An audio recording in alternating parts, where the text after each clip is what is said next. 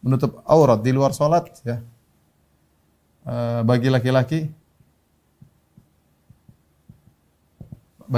apa? Yang dia itu dari lutut, antara lutut sampai pusar ya. Antara lutut sampai pusar. Antara lutut tidak termasuk aurat ya. Antara lutut hingga pusar. Bagi laki-laki antara lutut hingga pusar. Pusar tidak termasuk aurat, lutut tidak termasuk aurat. Aurat di bawah pusar sampai sebelum lutut, itu namanya aurat. Paha ada khilaf di kalangan para ulama ya. Tetapi dalam salat beda laki-laki ya. Bagi laki-laki ada tambahan menurut mazhab Imam Ahmad ya, antara lutut hingga pusar plus tambahan yaitu menutup pundak. Menutup pundak ya. Seorang sholat tidak boleh pundaknya terbuka, harus tertutup. Ini di antara pendapat Imam Ahmad rahimahullahu taala, mufradat Imam Ahmad. Yang lain tidak berpendapat. Yang lain berpendapat hukumnya sunnah menutup pundak ya. Menutup pundak hukumnya sunnah. Adapun Imam Ahmad mengatakan wajib, harus pundak ditutup, ditutup. Ini contoh bahwasanya aurat dalam salat beda dengan aurat di luar salat. Kita bicara bagi wanita misalnya, bagi wanita. Bagi wanita aurat jelas ya. Misalnya sebagian ulama berpendapat ya. Sebagian berpendapat contoh bagi wanita kaki aurat. Kaki aurat.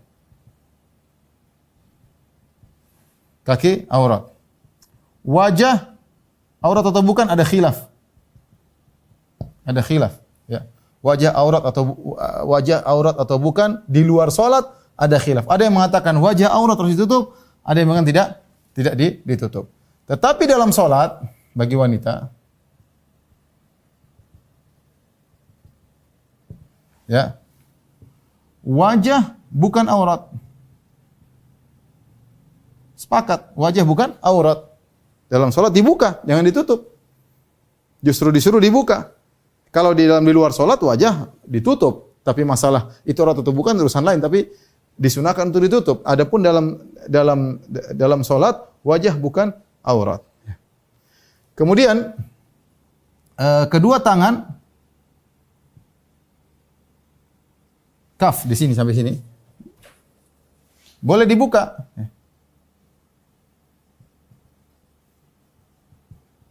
Ya, boleh dibuka ya. Hanya saja khilaf di kalangan para ulama, apakah kalau kita salat wanita ini salat Allahu Akbar, apakah ininya boleh terbuka? Ininya dalam telapak tangan jelas boleh dibuka. Tapi bagaimana dengan punggung tangan? Punggung tangan, maka ada khilaf punggung tangan apakah dalam salat boleh terbuka atau tidak? Saya lebih condong akan bolehnya punggung tangan karena banyak ulama mengatakan al-yadan, dua tangan ya. Dan tidak ada spesifik mengatakan bahwasanya yang hanya boleh dibuka adalah bagian telapak, kalau sini harus ditutup. Wallahu a'lam bishawab. Ada khilaf dalam masalah ini, tapi menurut saya sebagaimana pendapat Ibnu Taimiyah dan yang lainnya bahwasanya kedua tangan boleh kebuka, baik bagian dalam maupun punggung.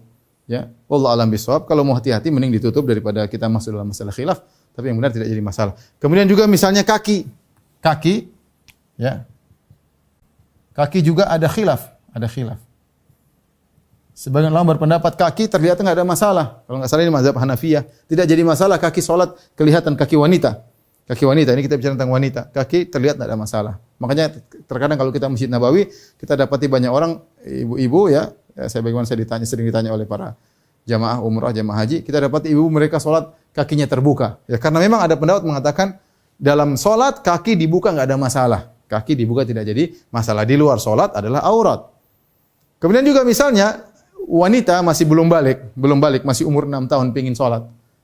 Apakah dia boleh salat tidak pakai jilbab? Harus pakai jilbab. Kalau dia di luar rumah untuk di luar salat, dia tidak apa-apa tidak pakai jilbab karena dia belum balik, masih 6 tahun. Tapi ketika dia salat, dia harus pakai jilbab, tutup badannya kecuali wajah dan tangannya ya.